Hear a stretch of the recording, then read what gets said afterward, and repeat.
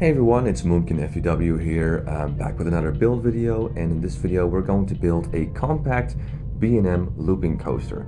Now my previous designs have always been kind of big in terms of how much space they take, and from this moment on I want to try and make a few more compact coasters, including this looping coaster. I just had the inspiration to try and make something a bit more, like a roller coaster that has a smaller footprint as opposed to something that takes a lot of space. And of course the challenge in this is also to make something that kind of, it's compact but still has a decent amount of track length, if you will, and all the supports fit and all that. So that's basically what I set out to do. I wanted to have something with something quick, something fast, with a couple inversions of course, and that looks nice when it's all put together. So here I'm just kind of figuring out the track, and I also wanted to do something I've never done before, which is have a large overbank turn be the first drop. So it goes around to the small helix and then it drops down into a looping, and I think that beginning is really, really cool. So that's how this roller coaster starts, and here I'm just trying to figure out how I'm going to turn the train back to the station. I really wanted to use a helix because, a classic B&M looper, they finish off with a nice helix, or even like an old Arrow looper, they also finish off with a helix. So that's what I wanted to do here, but I can't quite figure out how I want to do this, so I'm kind of fidgeting around here, but yeah, sooner or later I'll figure it out. But that's kind of what I like too about making roller coasters more compact. You have less space, so you really need to utilize as much space as you have to try and still fit what you want. So here I have the brake run, and I had the idea of making the brake run diagonal so it flows nicely into the station. So here I'm just trying to see how I can connect these two pieces together, and there we go. That's the final segment. So that's the track done. I think it looks quite nice, and again it's quite busy, quite compact, but again that's exactly what I was going for.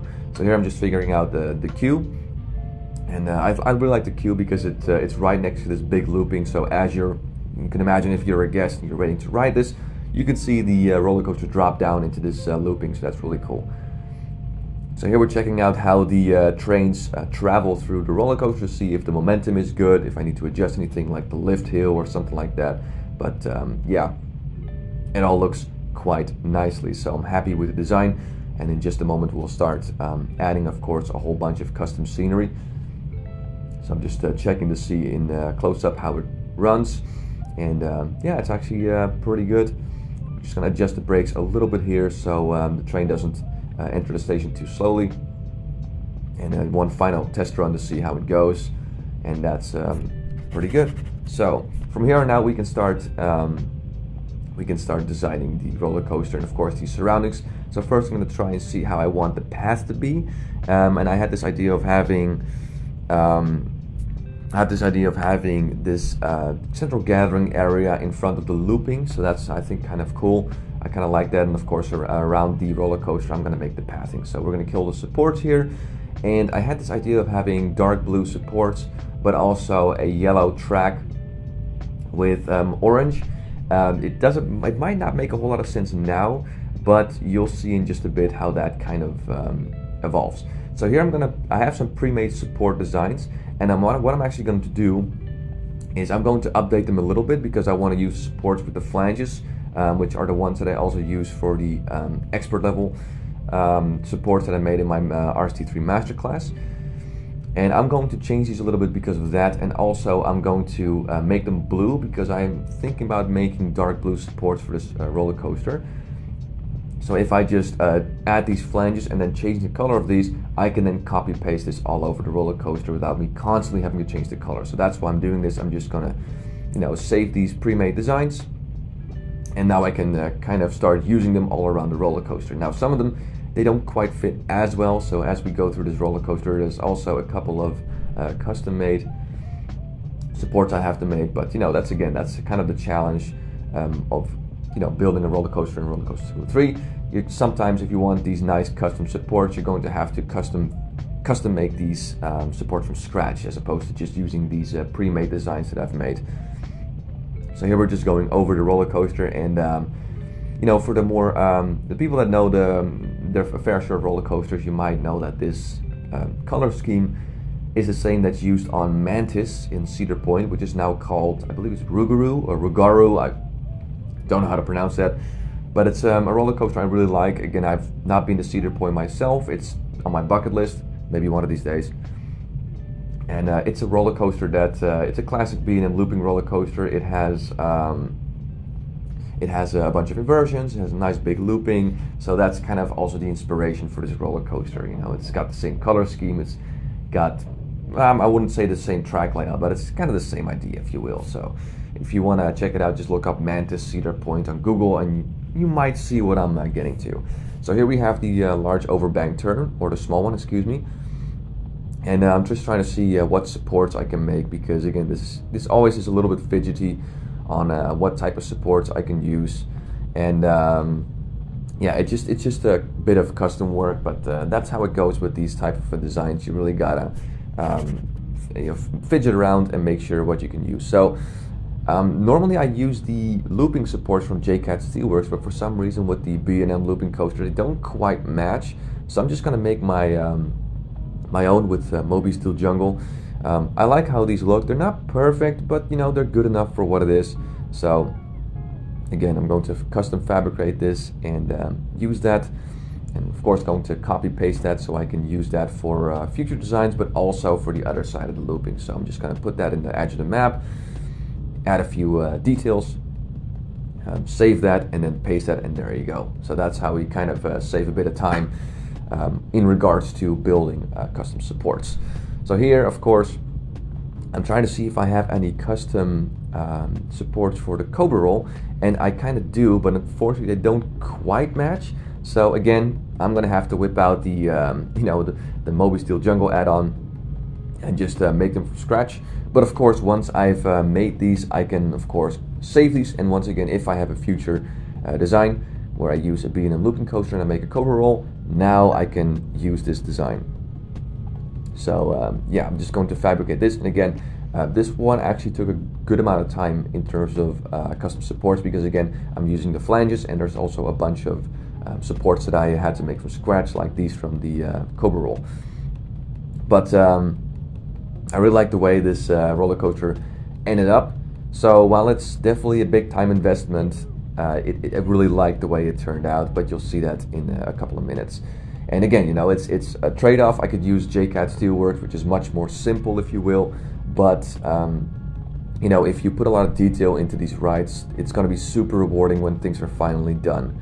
So it's a trade-off again, you know. That's why in my RCT3 masterclass, this tutorial, I made 3 different levels of supports so you guys can choose, and that's kind of how RCT is. You can make it as simple as possible. You can even just use the stock supports, or you can really dive into just how much detail you can add to a roller coaster, but you also spend a lot of time making all these supports. So it can be quite tedious, I'll admit that, but it's, again, you know, it's just super rewarding if you ask me. It's just, you know, it takes a bit of time, but the end product, it'll, you know, justify the time spent, or at least for me, at least, because I know that you know, RCT3 is not the most popular game by far. The community is quite small, but I genuinely enjoy making roller coasters in RCT3. It's not really nostalgia for me. It kind of is, but it's just a really fun and cool variation of iteration of Roller Coaster Tycoon 3. So we're almost done with the custom supports. It does take a bit of time, but yeah, like I said, it's a trade-off. So decent amount of time invested, but you know, as we getting closer and closer to the end product, you'll see just how awesome it looks. At least that's what I think about it. So we're just going to keep on going. We're just going to place some supports here, whatever there's a few missing, and you can already see that we're almost done. Add some flanges here and there, and of course some footers. So we're going to go ahead and now go all over the entire roller coaster and place footers where there are still a couple of missing. So we're just going to do that, and it's all coming together quite nicely. And you can see that the majority of the time spent making this roller coaster is spent on building the custom supports. And there are some roller coasters that I've made where it was not the case, where it's a lot more simple. But like I said, in this case, where I have to custom fabricate a lot of these supports and add flanges, blah, blah, blah, it's just going to take a lot more time. But we're almost done, and then we can focus on things like the pathing, the environment, the station, you name it. Right, so we're just going to place a few stalls here and there to make this, just to make sure that the guests have a few basic accommodations, if you will. So I'm going to open up the park here so the guests can kind of walk around. I'm going to place some mechanics, some handyman, so that the park is at least operational, if you will. So we definitely do that. And we're just going to make this and complete this. So there we go. And then I'm just going to add a bit of color to the queue, because of course I don't want this to be boring black. And now we're going to make the station. Now for the station I'm using Woden's girders and glass, and this is actually a design that predates to 2008, so it's 16 years old now.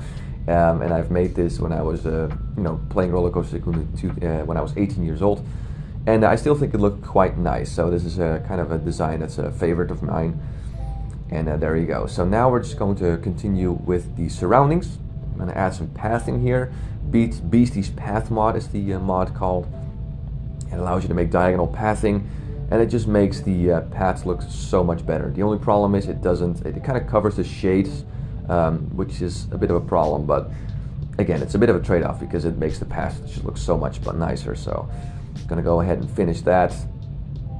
And we're almost done. It's coming together quite nicely. The guests seem to enjoy the roller coaster, so that's nice.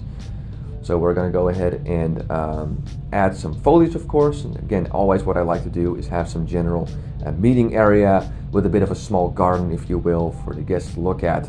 And last but not least, we're going to add some trees. Not over the entire park, because of course the focus is just the roller coaster. We're not building a park, just going to build a roller coaster. So just some foliage to cover the surroundings. And yeah, that will be it in terms of the roller coaster. We are almost done, just planting some trees to fill up some dead spots here and there. And there we go, a little bit in between the roller coaster as well, to make sure everything is kind of sorted for. And of course, to finish it off, we're going to place a catwalk, which of course is also what realistic roller coasters have, for like the brake run, the chain lift. So we're adding that as well. And this will be the final thing for this roller coaster. So there we go. And that is pretty much it. So it actually took a lot of time to make this. I didn't expect this to take this much time, but again, I wanted to have more detail in the supports, and that's cost me a lot of time. But I think it looks really nice. I like the way it turned out. I love the color scheme. I love the way that this roller coaster is very compact. And yeah, I just really like it. So without further ado, here's some extra footage, and of course the POV. So enjoy.